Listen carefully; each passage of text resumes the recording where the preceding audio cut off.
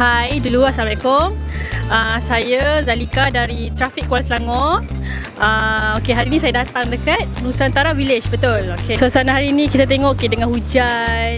Seronoklah untuk kita makan bakar-bakar.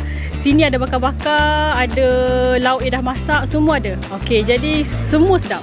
Paling saya sukalah kalau menu saya order tadi, ikan patin lah. Kita rasa sama macam mana kita makan dekat Temeluk.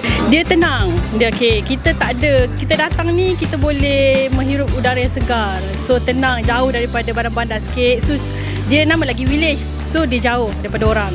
So sana pun cantik bila kita tengok, ada untuk kolam. Okey. Dia ada buat homestay, betul. Okey, dia ada per night lah semua, dah ada makan-makan pun ada, betul. Okey, jadi untuk siapa-siapa lah Kuala Selangor terutama dekat sini area Bukit Cerakah. Siapa nak datang nak rasa makanan kampung, datanglah ke sini Nusantara Village, betul.